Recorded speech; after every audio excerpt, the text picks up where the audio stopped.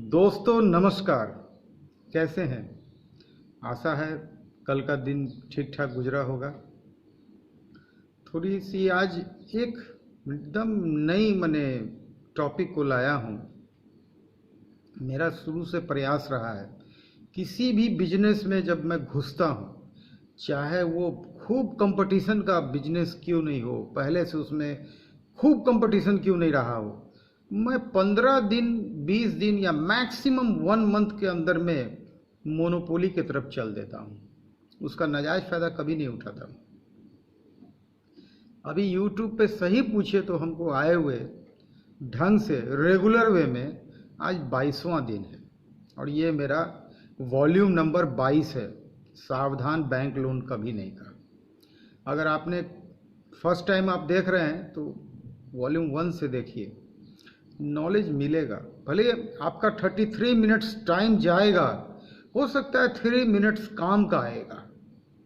देखिए, सही पूछे तो काम का चीज निकालना पड़ता है, बातों से खोजना पड़ता है कि इसमें क्या काम की बातें हैं, है ना।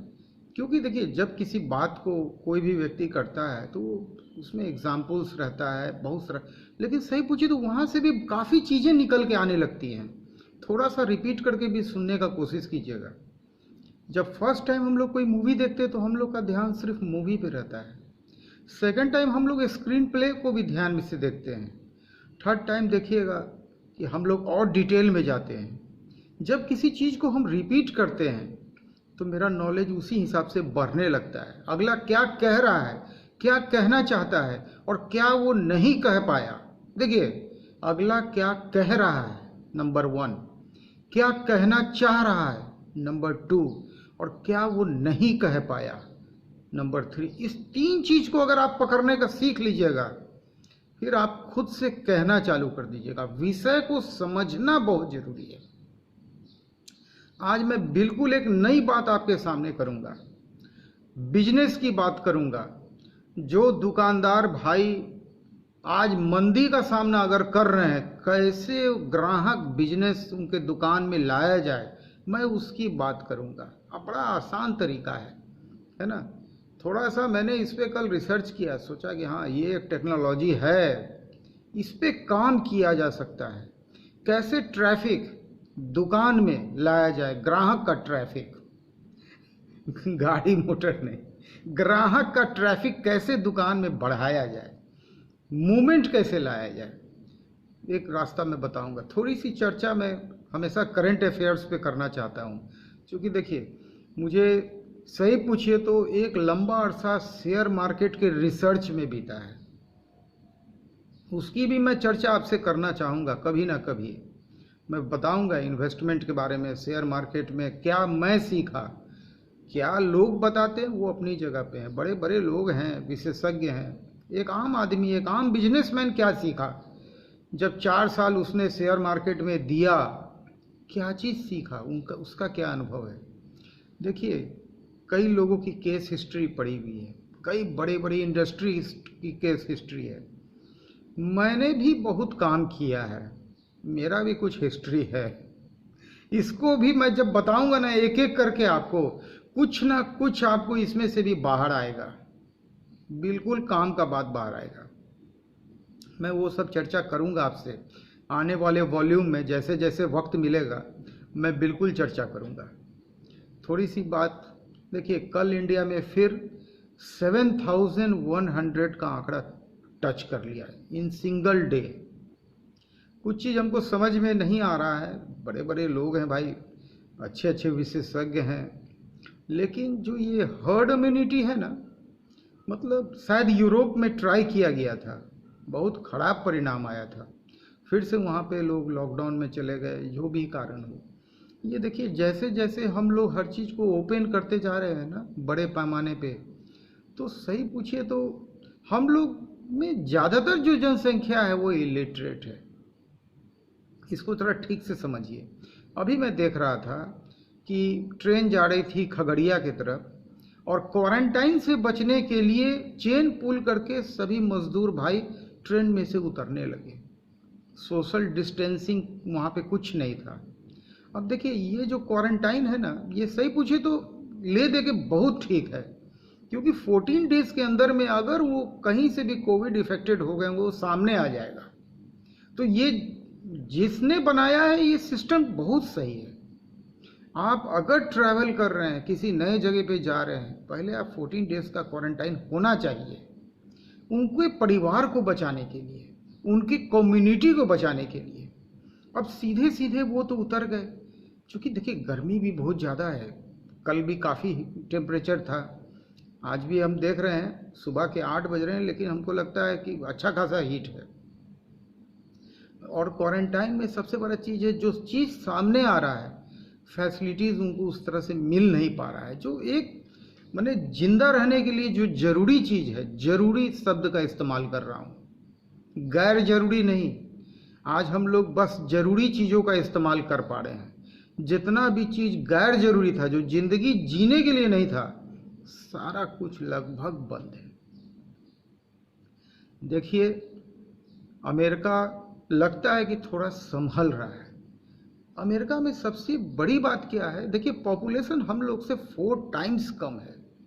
4 टाइम्स कोई कम नहीं होता है। और सबसे बड़ी बात है, वो लोग मैक्सिमम टेस्ट कर रहे हैं। इतना अधिक टेस्ट, मतलब हमको लगता है कि 1,30,35,00,000 टेस्ट वो कर चुके हैं। तो जितना ज़्यादा आप टेस्ट कीजिएगा उतना ज़्यादा केसेस सामने आएगा। देखिए पहले इंडिया में टेस्ट बहुत कम हो पा रहा था, ठीक है, का वजह टेस्ट के लिए किट चाहिए था, जो भी किट उतना अवेलेबल नहीं था, अब अवेलेबल हो रहा है, लाख टेस्ट डेली हो रहा है। ज़्यादा केस सामने आने का सबसे बड़ा वजह यही है। आज पूरे आबादी का अगर आप टेस्ट कर दीजिएगा ना, तो 5-6% केस आ जाएगा। जो रेशियो हम देख रहे हैं, अगर 1 लाख टेस्ट हो रहा है तो 6-7 हज़ार मरीज सामने आ रहा है। तो ये जो अभी अगर 6-7% का भी रेशियो जा रहा है, तो सबसे बड़ा चीज़ है यहाँ पे टेस्ट। लोग मर रहे हैं और उन्हीं लोगों की मैक्सिमम मौत हो रही है जो पहले से किसी न किसी बीमारी से ग्रसित हैं, चाहे वो हार्ट पेशेंट हो, डायबिटिक हो, या जो भी। और जो लोग पहले से किसी बीमारी से ग्रसित नहीं हैं, स्वस्थ हैं, वो लोग कोविड से इफेक्टेड हो जा रहे हैं, लेकिन वो रिकवर कर जा रहे हैं, ठीक है। लेकिन आप अगर हर्ड इम्यूनिटी की चीज़ पे चल दीजिएगा, एकदम नॉर्मल कर दीजिएगा हर चीज़, तो ये हमको लगता है कि बहुत वैसे लोग हैं जो डायबिटिक हैं, मैं भी डायबिटिक हूँ, हार्ट के पेशेंट हो, कोई भी और बीमारी हो, कफ का रोगी हो, हमको लगता है उन लोगों में मौत का प्रतिशत बढ़ने लगेगा। तो इस पे थोड़ा सा सोचना चाहिए। पता नहीं, बहुत चीज़ हमको समझ में नहीं आता है। मैं सोचने की, समझने की पूरे दिन कोशिश करता हूँ, जब नहीं समझ पाता हूँ तो आप लोग के सामने रखता हूँ। देखिए फैन का लगभग रॉ मटेरियल मैंने कवर कर लिया है। एक चीज़ अब बच गया, पंखा तैयार है। ब्लेड की भी बात कर लिया, पाउडर की भी बारे में बता दिया आपको, सब कुछ। और एक कैनोपी है, वो भी फरीदाबाद में, वो भी वेद प्रकाश जी हैं कैनोपी के निर्माता। वो जो ऊपर नीचे 2 कप रहता है ना, उसी को कैनोपी बोलते हैं। और वही ब्राउन में अगर लीजिएगा तो वही 8-8.5 रुपया के आसपास वो पेयर में आता है। तो उसके लिए वेद प्रकाश जी हैं फरीदाबाद में। देखिए पंखा का गढ़ है फरीदाबाद, चाहे मशीन लेना हो तो Faridabad, maximum raw material Faridabad. एक चीज़ जो इम्पोर्टेंट है पंखे का, बेरिंग। देखिए ये जो डबल बॉल बेरिंग आता है ना, सही पूछिए तो बेरिंग इम्पोर्टेड है, सब चाइनीज़ है। एक भाई कल हमको फ़ोन किया, बोल रहे थे कि भाई साहब चीन का सामान का एकदम बहिष्कार कर देना चाहिए। ठीक है, आपका कहना बहुत वाजिब है, होना भी चाहिए, लेकिन हमारे देश में हर चीज़ बनना भी चाहिए। आप सोचिए थोड़ा सा, बिना बेरिंग के पंखा चलेगा नहीं। तो और हमारे यहाँ अगर कोई चीज़ बन रहा है तो क्यों वो चीन से महंगा बन रहा है? क्या वजह है? उस वजह को तलाश कीजिए। क्वालिटी चीन के सामान का घटिया होता है, ये अंडरस्टूड है। और घटिया क्वालिटी और घटिया रेट में वो माल सप्लाई करता है, ये भी अंडरस्टूड है। तो क्या हम लोग करें? हम लोग जो भी सामान बनाते हैं क्वालिटी में हम लोग कोशिश करते हैं कि भारत में सामान जो भी बनता है क्वालिटी में वो बढ़िया होता है। तो हम लोग क्यों नहीं हर एक चीज़ को बनाते हैं कि चीन तक नहीं जाना पड़े हम लोग को? क्या चीज़ है? हर चीज़ इंसान बना रहा। आप नो हाउ लाइए, आप जानकारी प्राप्त कीजिए और वो चीज़ वहाँ से अच्छा बनाइए। जैसे भारत का संविधान बना भी तो कई एक देशों के संविधान को मिला के संविधान बना था। जब हम लोग वहाँ से शुरू कर सकते हैं तो क्या कमी है? हम लोग क्यों चले जाते हैं बाहर के सामान को खरीदने के लिए? हम लोग क्यों नहीं नो हाउ को समझने का कोशिश करते हैं? टेक्निकल जो उसके अंदर राज छुपा हुआ है उसको क्यों नहीं हम लोग हासिल करते? क्या हम लोग, क्या वैज्ञानिक की कमी है? भरे पड़े हैं जो विदेश में जाके सेवा दे रहे हैं। क्यों ऐसा नौबत आता है? क्यों नहीं? हम लोग के पास जगह नहीं है। हम लोग के पास जगह सबसे ज़्यादा है। क्या हम लोग के पास मैन पावर नहीं है? बहुत ज़्यादा है। वर्ल्ड में नंबर 2 है हम लोग। तो क्या चीज़ की कमी है? साहस, धैर्य, उत्साह, हिम्मत हम लोग में भर भर के रखा हुआ है।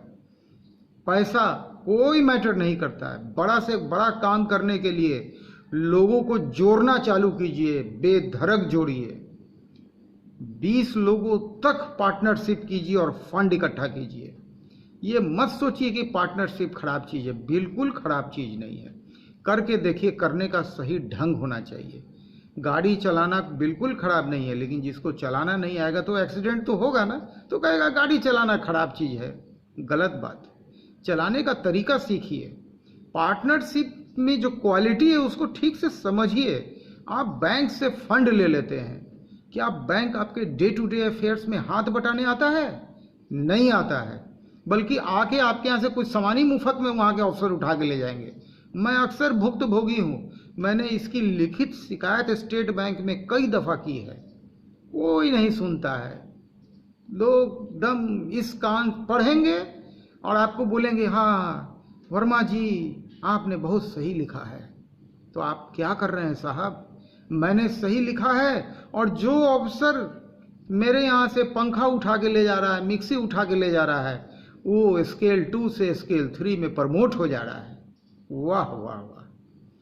पता चला कि वो कल तक डेस्क ऑफिसर था, आज ब्रांच मैनेजर बन के बैठा हुआ है। उसके ऊपर मैंने शिकायतें लिख के रखी हुई है, उसका प्रमोशन हो जाता है। तो ये कोई सुनने वाला नहीं है। कहीं भी जाइए कोई सुनवाई नहीं है। सिर्फ एक जगह, हर चीज़ के लिए आदमी अदालत जाए, तब तो अदालत में इतना केस हो जाएगा ना कि उसके लिए तो बहुत वक्त लगेगा आपके केस की सुनवाई में। हर बात एक ही जगह सुनवाई है, वो है अदालत। बस अदालत के अलावा इंटरनल आप किसी भी डिपार्टमेंट में आप कंप्लेन करके देखिए, जनरली वो लोग इग्नोर करते हैं, क्योंकि वो सब लोग लगभग जुड़े हुए रहते हैं इस काम में। वेतन कितना भी आप बढ़ा दीजिए, वो लोग खर्च उतना ही बढ़ा देंगे। उनको वेतन से संतोष नहीं होता है। जब बताइए, आज बैंक के अफसर का वेतन मालूम कितना है? अनुमान से बाहर। मामूली अफसर सब जो क्लर्कियल ग्रेड में, वो लोग 50,000, 40,000, 60,000 कमा रहा है, लेकिन उन लोग का खर्च बढ़ते रहता है ना।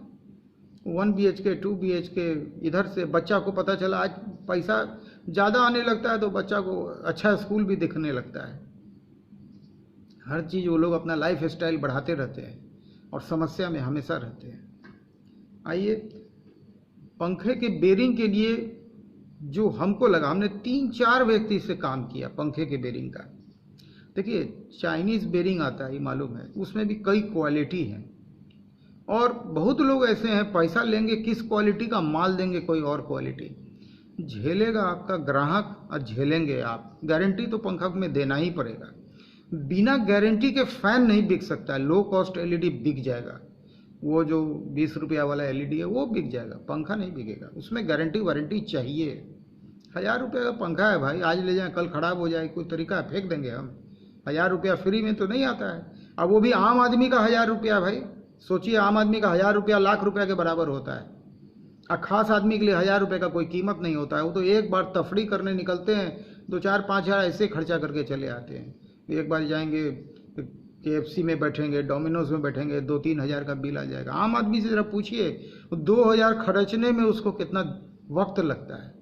जल्दी उसको 2000 मिल जाएगा ना, 15 दिन अपना खर्च चला लेगा। वो कितना जोड़ जोड़ के, पैसा जोड़ जोड़ के वो पंखा खरीदने जाता है, और वो जब ठगा रह जाता है तो बहुत उसके साथ गलत होता है। देखिए, हमेशा कस्टमर की सुनिए और कस्टमर के बारे में सोचिए। जिस दिन आप कस्टमर का रिस्पेक्ट करना चालू कर देंगे, उसको धोखा किसी भी तरह से नहीं मिलना चाहिए। आपको थोड़ा कम प्रॉफिट मिलेगा लेकिन आपका मुनाफा बढ़ जाएगा। देखिए कितनी बड़ी बात है, प्रॉफिट का परसेंटेज आप जितना कम कीजिएगा ना, रेट उतना गिरेगा। मतलब 1000 रुपया में आप 20% प्रॉफिट रखिएगा तो 20% के हिसाब से टैक्स भी तो आ जाएगा। लेकिन अगर प्रॉफिट आप 10% कर दीजिएगा तो 10% का 18% टैक्स, वो भी तो नीचे आ जाएगा। मतलब और रेट गिरेगा, खाली प्रॉफिट नहीं गिरता है, साथ साथ टैक्स भी गिरता है, तो रेट कम जाता है। और जब रेट कमता है ना तो टर्नओवर बढ़ता है, और जब टर्नओवर बढ़ता है तो मुनाफा का प्रतिशत बढ़ने लगता है। जितना फास्ट सेलिंग हो, अगर मान लीजिए सामान आया और शाम तक बिक गया, कोशिश कीजिए कम से कम पैसे में टर्नओवर कीजिए। देखिए ग्राहक अगर दुकान पे चढ़ रहा है आपके, किसी न किसी रूप से पहले उसका आव भगत होना बड़ा जरूरी है। भले एक गिलास पानी से सही करके देखिएगा। अब तो आपको मौका मिल रहा है, क्योंकि अब ज़्यादा ग्राहक आप अपने दुकान में नहीं घुसा सकते हैं। 1 बाय 1 आप कोशिश कीजिए।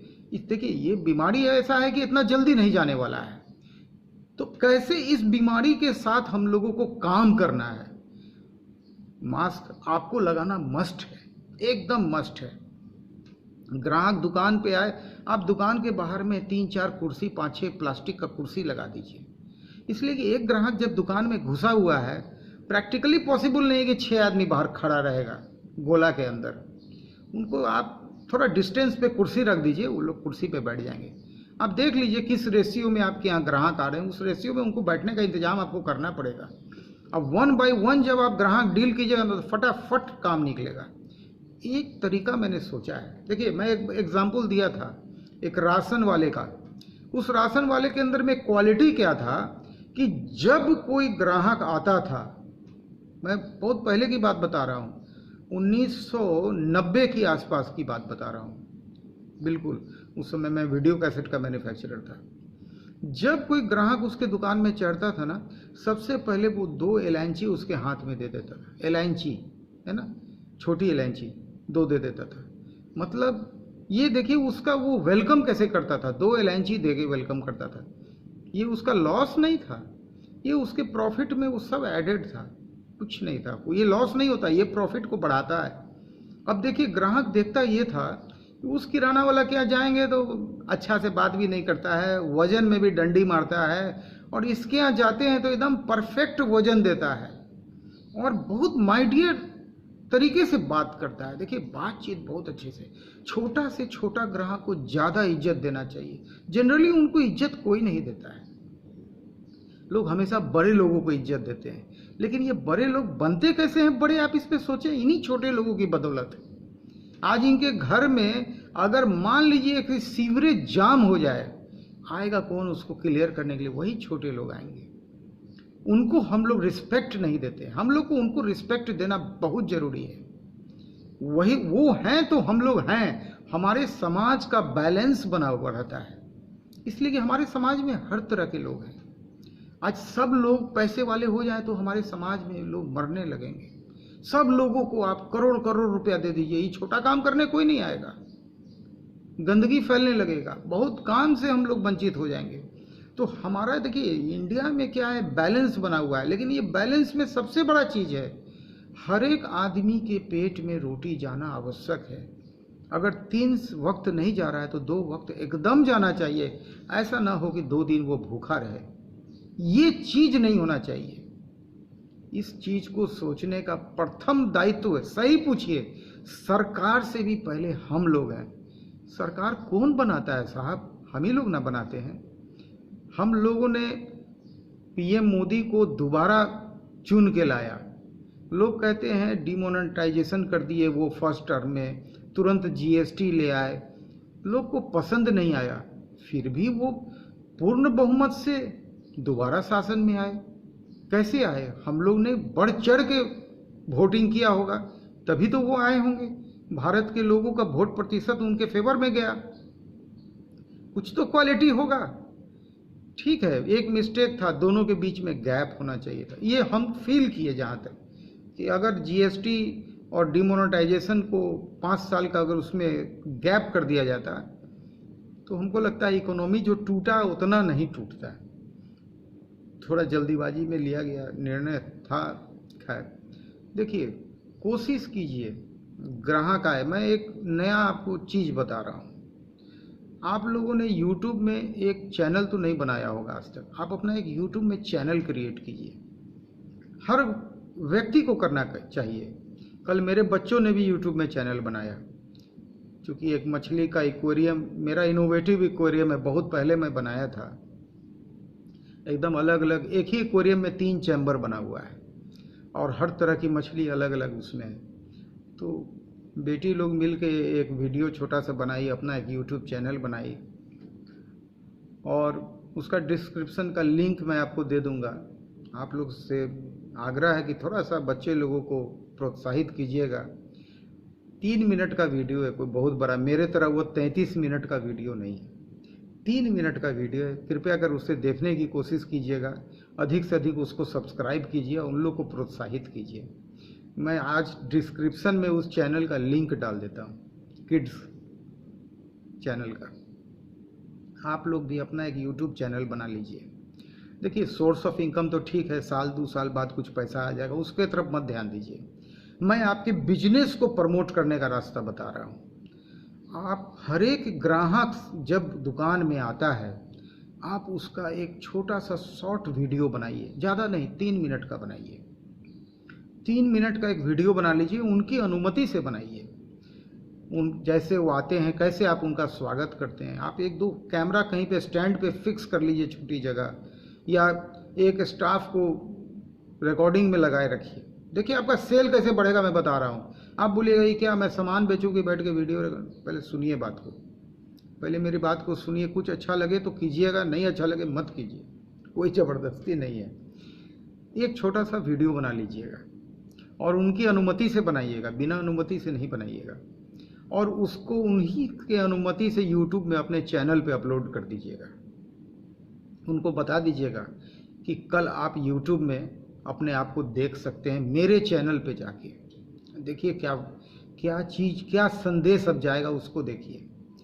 वो ग्राहक अपने आप को YouTube में बिल्कुल देखना चाहेगा, और खुद ही नहीं देखना चाहेगा, अपने नियर एंड डियर को वो भेजना चालू करेगा उसका लिंक। अब देखिए, फ्री में आपके चैनल पे ट्रैफिक आने लगेगा, इसके लिए आपको कुछ करना नहीं पड़ रहा है, ठीक है। और दूसरा क्या पब्लिसिटी जाएगा कि आपके ग्राहक पे, आपके दुकान में जो ग्राहक आता है वो YouTube में चला आता है। ये एक मैसेज आपके उस गली मोहल्ले में जाना चालू होगा, आपके समाज में जाना चालू होगा, आपके यहाँ लोग आना चाहेगा। एक फ़ायदा लोग को ये मिलेगा कि वो पॉपुलर भी होंगे, उनका फेस भी YouTube पे आएगा, और दूसरा इस चक्कर में आपका सेल थोड़ा थोड़ा बढ़ना चालू होगा। आप व्यस्त हो जाएंगे थोड़ा। तो देखिए, और 1 बाय 1 करके ग्राहक को लेते रहिए। और 3 मिनट, देखिए कोई भी ग्राहक 3 मिनट के लिए दुकान में नहीं आता है। आप वीडियो अगर 10 मिनट का भी बना लिए हैं, एडिट कर लीजिएगा। आजकल बहुत सारा एडिटर आता है, सब उपलब्ध है आजकल, ऐप वगैरह मोबाइल पे भी आप एडिट कर सकते हैं। एडिट करके शॉर्ट उसको 3 मिनट का बना लीजिएगा। कुछ उस पर कमेंट्री देना हो, कमेंट्री कर दीजिएगा। देखिए, और व्यवहार आप खुद ही, जब रिकॉर्डिंग होने चले वो चालू हो जाएगी ना, आपका व्यवहार और आपके स्टाफ का व्यवहार ग्राहक के प्रति बहुत अच्छा हो जाएगा, क्योंकि दिमाग में रहेगा ना ये ऑन रिकॉर्ड जा रहा है। जब ऑन रिकॉर्ड होता है ना तो आदमी संभल जाता है, और जब ऑफ रिकॉर्ड होता है तो आदमी, ग्राहक के साथ सही पूछे तो दुकान में अच्छा व्यवहार बहुत कम लोग कर पाते हैं। मैं अक्सर देखता हूँ, ग्राहक आता है दुकान में, कुछ सामान देखा, अच्छा लगा, नहीं लगा, चला गया। आप पहले ग्राहक का वेलकम करना, कम से कम पानी से तो वेलकम कर लीजिए उसको। आया है तो पानी ऑफर कीजिए। आप एक RO वगैरह लगा के रखिए, गर्मी का समय है तो ठंडा पानी का व्यवस्था रखिए। और अपने स्टाफ को बोलिए, स्टाफ नहीं अगर आप खुद हैं तो पहले उसको अपने हाथ से 1 गिलास पानी दीजिए। डिस्पोजेबल गिलास रख लीजिए। ये सब, ये कोई लॉस नहीं है, ये बहुत प्रॉफिट देगा आपको।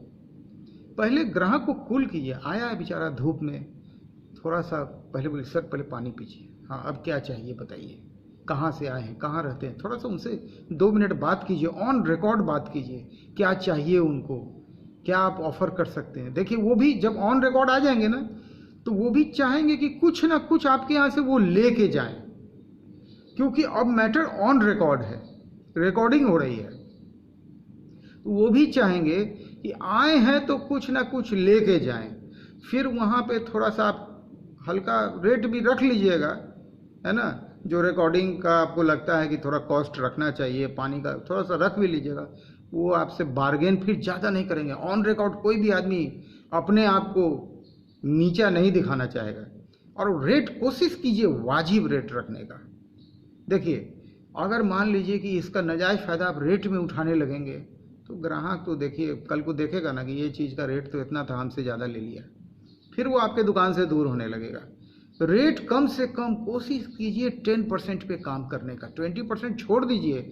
प्रिंट में अगर मार्जिन है 20% का, आप 10% प्रिंट से कम में माल बेच दीजिए। आप बेच सकते हैं, आप एमआरपी से ऊपर तो नहीं बेच सकते। कहाँ का कानून लिखा है कि एमआरपी से कम में आप नहीं बेच सकते। आप मैक्सिमम रिटेल प्राइस है, वो कोई फिक्स्ड रिटेल प्राइस नहीं होता है, एमआरपी है मैक्सिमम रिटेल प्राइस, उसके ऊपर आप नहीं जा सकते हैं। उससे कम में अगर 20% का मार्जिन, 30% का मार्जिन है, आप 20% लेस कर दीजिए, 10% का मार्जिन सेफ रख लीजिए। आपका मोनोपोली बहुत बढ़ते चला जाएगा। देखिए, फिर से समझिए इस चीज़ को। जैसे ग्राहक आए, पहले दुकान के बाहर कुछ कुर्सी रख लीजिए, एक 1 बाय 1 करके ग्राहक को टैकल कीजिए। और मास्क आप लोग खुद हर एक स्टाफ लगा के रखिए। दोनों आदमी को मास्क लगाने की कोई आवश्यकता नहीं है, दो में से किसी एक को मास्क लगाना है। और वो एक कौन है? आप खुद मास्क लगाइए। कस्टमर को मास्क लगवा दीजिएगा तो उसका फेस नहीं आएगा, बेचारा उसी लालच में तो रिकॉर्डिंग करवा रहा है। तो कस्टमर को आप बोलिए कि हमने मास्क लगाया हुआ है सर, आप चाहें तो मास्क उतार सकते हैं, आपका फेस आएगा, आपको लोग देखेंगे। आपके near and dear friends and relatives जो भी हैं वो सभी आपको देखेंगे। आप सबको बताइएगा। कल पहले जब यूट्यूब में अपलोड हो जाएगा, उनका मोबाइल नंबर ले लीजिए, उनका व्हाट्सएप नंबर ले लीजिए, और अपलोड होने के बाद फर्स्ट जो उसका लिंक होता है वो उनको शेयर कर दीजिए। उनका लिंक जब आप शेयर उनको कर देंगे ना, उसी लिंक को वो अपने नियर एंड डियर को शेयर करना चालू करेंगे। और उसमें नीचे मेंशन कर दीजिएगा, कृपया सब्सक्राइब जरूर कीजिए। और क्लोजिंग भी कीजिएगा तो ये बात बोल के कीजिएगा। करके देखिएगा एक्सपेरिमेंट। बिल्कुल मेरा एकदम नया विचार है कि कैसे ग्राहक को इज्जत दिया जाए और ग्राहक को आपके दुकान तक खूब लाया जाए।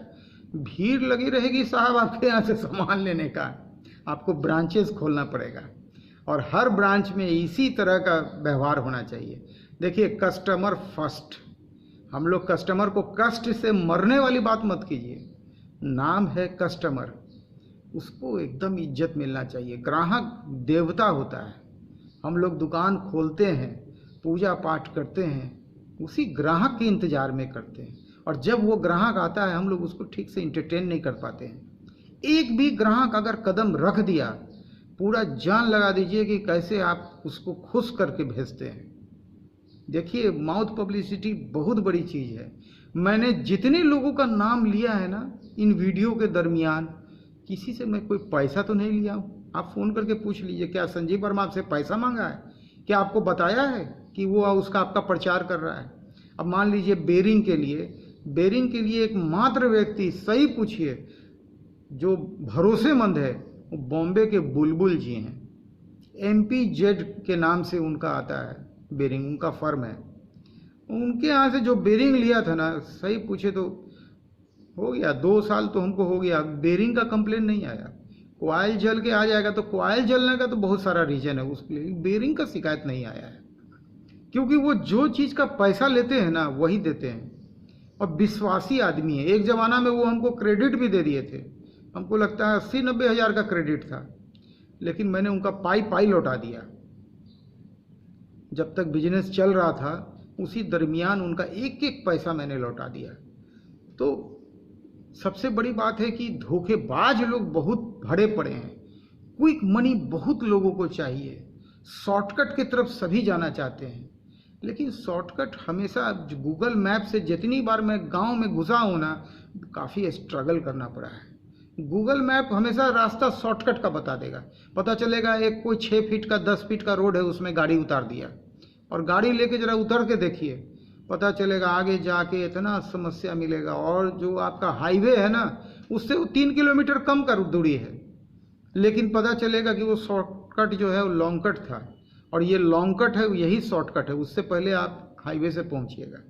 शॉर्टकट की तरफ लाइफ में कभी मत जाइए। एक्सपीरियंस लॉन्ग कट से आता है, शॉर्टकट कभी एक्सपीरियंस नहीं देता है।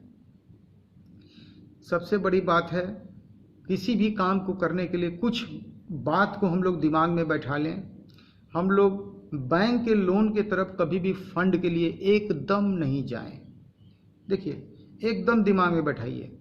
अगर आपको नहीं समझ में आ रहा है ठीक से, मेरे साथ तो खैर धोखाधड़ी का मामला है, मामला कोर्ट में है, डिस्क्रिप्शन में मैं उसका डिटेल लिखता हूँ। आप चाहें तो वॉल्यूम 1 से मेरा देखिएगा। थोड़ा टाइम लगेगा, मेरी बातों में हो सकता है 33 मिनट में 3 मिनट की काम का है, लेकिन वो 3 मिनट कहाँ पे है ये आपको ढूंढना पड़ेगा।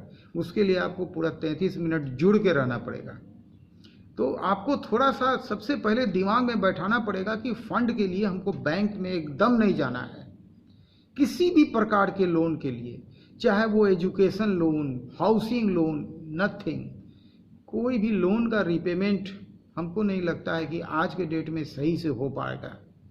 कौन जानता है कल क्या होगा, किसने देखा है। मान लीजिए ये वायरस चला गया, कोई नया कहीं आ गया, हम लोग लोन में फंस जाएंगे, और इस पीरियड में भी हमको इंटरेस्ट पे करना पड़ेगा। हमेशा मोनोटोरियम की बात की जा रही है। मोनोटोरियम मतलब एक कुछ समय के लिए आपके लोन को EMI को छोड़ दिया गया है, लेकिन आपका टर्म जो है ना वो आगे बढ़ जाएगा। मतलब इस पीरियड का भी पैसा आपको देना है। इस पीरियड में जो आप नहीं कमा रहे हैं फिर भी देना है। कई लोगों का रोजी रोटी एकदम खत्म हो गया है, बिजनेस एकदम खत्म हो गया है। फॉर एग्जाम्पल, फिल्म इंडस्ट्री से जुड़े हुए लोग, टूर एंड ट्रैवल से जुड़े हुए लोग, होटल इंडस्ट्री से जुड़े हुए लोग, ये लोग भी कहीं ना कहीं EMI में फंसे हुए होंगे। अगर फिल्म इंडस्ट्री का एक छोटा सा एग्जाम्पल जो सामने आया, वो हमारे सरदार जी भाई जो सुसाइड कमिट किए पंजाब के बॉम्बे में, वो उनके पीछे वजह क्या था? इकोनॉमिक, आर्थिक रूप से वो बहुत कमज़ोर हो गए थे, तो उनको अपने वाइफ के दुपट्टा से आत्महत्या करना पड़ा, क्योंकि वो पब्लिक फिगर हो गए थे ना। समाज में इस तरह से हाथ फैला के पैसा नहीं मांग सकते थे, तो वो सुसाइड कमिट कर लिए। तो सबसे बड़ी बात है, जितने में जितना चादर है कोशिश कीजिए उतना में खर्च को बैठा लें। जब एक आम आदमी, जिसको आम आदमी बोलते हैं ना, यही आम आदमी जो होता है सरकार बनाने का काम करता है। आम आदमी को मामूली मत समझिएगा। ये रोज की दिहाड़ी में जितना कमाता है ना, ये बिल्कुल उतनी ही में संतोष करता है, और उसमें से भी कुछ बचत करने की कोशिश करता है। चलिए, कोशिश कीजिएगा, मेरे चैनल को सब्सक्राइब कीजिए, लाइक कीजिए। वीडियो अंत तक देखने के लिए आपका बहुत बहुत धन्यवाद। नमस्कार।